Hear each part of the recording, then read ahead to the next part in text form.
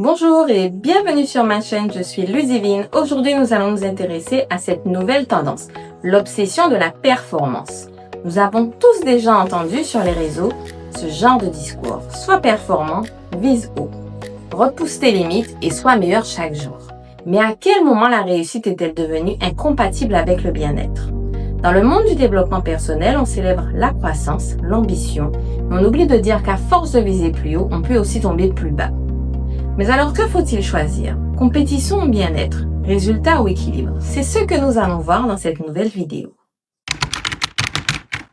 Réveille-toi à 4 heures du mat. Fais 100 pompes avant ton café. Si tu veux réussir, arrête de dormir.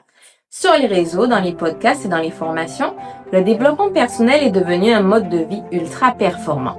Et cette pression s'amène jusque dans notre corps, notre travail et notre quotidien.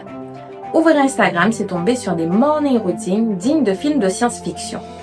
Prenons l'exemple d'Ashton Hall, influenceur fitness américain dont la morning routine a explosé avec plus de 160 millions de vues. Son programme, réveil à 3h50, plonger la tête dans un saladier de glaçons, pompe sur la terrasse, skincare à la peau de banane, piscine et bien sûr petit-déj à 9h30 après 6 heures de préparation mentale.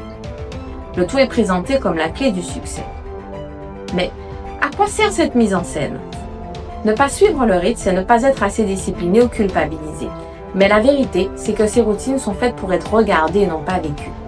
Au travail aussi, la performance devient toxique, car nous voulons mieux faire pour avancer.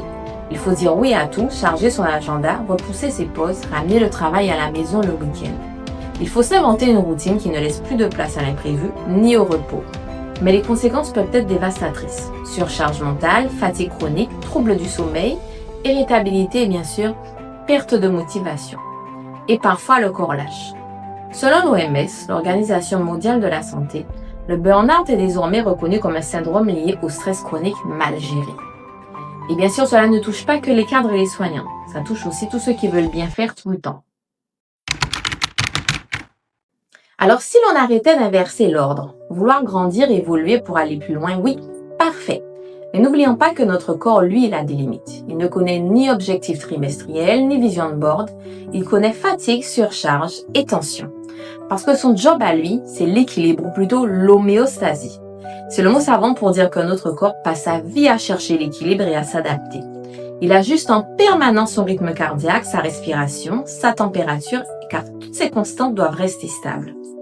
Alors quand nous refusons de ralentir, notre corps nous envoie les premiers signaux d'alerte.